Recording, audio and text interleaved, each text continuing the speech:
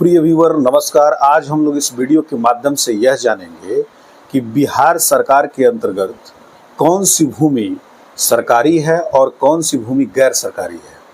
क्योंकि हमेशा आपके दिमाग में ये प्रश्न रहता है कि कौन सी भूमि जो है वह सरकार के द्वारा अपने लिए सूचीबद्ध किया गया है और कौन सी भूमि जो है वह रैयती है या गैर शासकीय है, गैर सरकारी है, निजी स्वामित्व की है। इस वीडियो के माध्यम से पूरी तरीके से इसको हम समझ पाएंगे और इस वीडियो को देखने के बाद आपको अन्य वीडियो देखने की ज़रूरत नहीं पड़ेगी। दोस्तों, जैसा कि आप जानते हैं कि ज़मीन मुख्यतः दो प्रकार की है, एक है सरकार की और दूसरी है जो सरकार की नहीं है यानी गैर सरकारी है, निजी स्वामित्व के अंतर्गत है। तो सबसे पहले हम समझेंगे कि कौन कौन सी भूमि जो है वह सरकार के अंतर्गत आती है।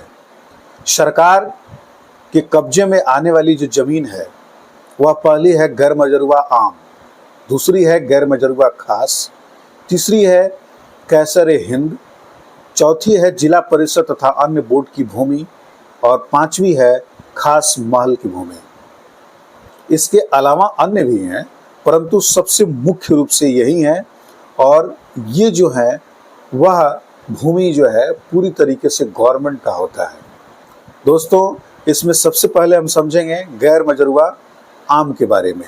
गैर मजरूआ आम उस भूमि को कहते हैं जिस पर आम नागरिकों का, ग्राम समाज का एवं सरकार का स्वयं का स्वामित्व होता है और यह एक सार्वजनिक भूमि होती है।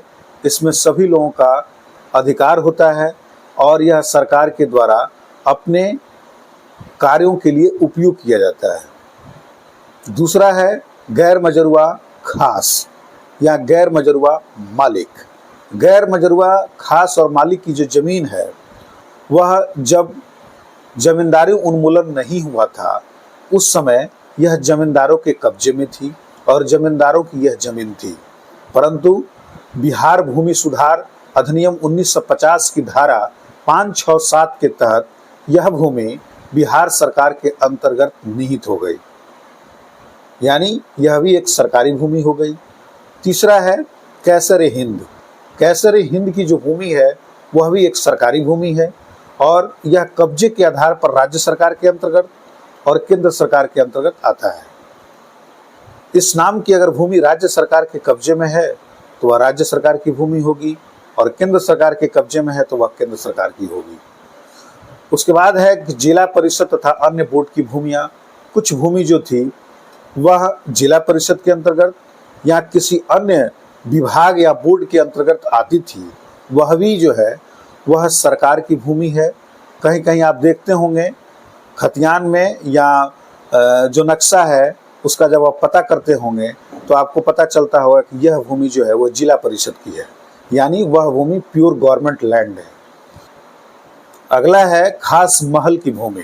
ब्रिटिश सरकार के द्वारा जो अपने उपयोग के लिए भूमि रखी गई थी वह खास महल की भूमि थी। बिहार भूमि सुधार अधिनियम 1950 के बाद यह भी राज्य सरकार के अंतर्गत निहित हो गई, यानी यह भी एक गवर्नमेंट लैंड है। इस प्रकार से हम समझ पाए कि कौन कौन से गवर्नमेंट लैंड है, यानी गैर मजरूआ आम, गैर मजरूआ खास, कैसर हिंद, जिला परिषद या खास महल की भूमि। दोस्तों, अब समझेंगे हम लोग गैर सरकारी, गैर शासकीय या निजी स्वामित्व के अंतर्गत आने वाली भूमि। ये इसके अंतर्गत आने वाली जो पहली भूमि है वह रैयती भूमि है।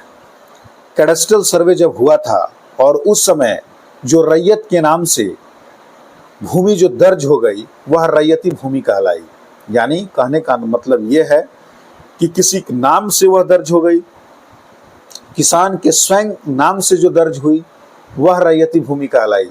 जैसे मोहन, सोहन, रमेश, सुरेश, इन सारे नामों से जो भूमि दर्ज हो गई वह रैयती भूमि कहलाई और इस पर पूर्णतः उस व्यक्ति का अधिकार था जिस व्यक्ति के नाम से यह दर्ज था।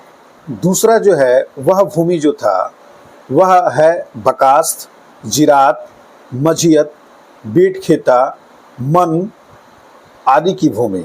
यह भूमि जमींदारों के कब्जे में थी और जमींदारों के नाम से कैडस्ट्रल सर्वे में यह नामित थी, परंतु भूमि सुधार कानून के बाद यह जो है लगान इस पर फिक्स कर दिया गया और लगान के फिक्स हो जाने के बाद यह भूमि भी रैयती हो गई। इसमें से एक भूमि बकास्त है, उसके बारे में थोड़ा सा समझते हैं। बकास्त जो भूमि है उसमें जो इसका उपयोग किया जाता था, एक कृषि के लिए किया जाता था, दूसरा बागवानी के स्तर पर और तीसरा घर और रिहायशी इलाकों के लिए किया जाता था। जमींदार अपने कृषि कार्य करने के लिए भाड़े के मजदूर रखते थे या अपने सेवकों के द्वारा इस पर एग्रीकल्चर का कार्य कराते थे या फिर वह अपने कर्मचारियों के द्वारा इस पर खेती का कार्य कराते थे। इन सभी जो जमींदारों की जो भूमि मैंने बताया है, जिसमें बकास था, जिरात था, मझियत था, बेट खेता था, ये सारी भूमियों पर क्या अधिकार जमींदारों को दिया गया? इसका वह क्रय विक्रय कर सकते थे, पट्टा पर दे सकते थे, साथ साथ ये भाड़े के रूप में दे सकते थे, कारखानों के लिए दे सकते थे। और भूमि सुधार कानून के बाद यह माना गया कि इस पर अगर वह लगान फिक्स हो जाता है तो उसके बाद यह भूमि जमींदारों की नहीं, एक तरह की रैयती भूमि के रूप में ट्रीट की जाएगी।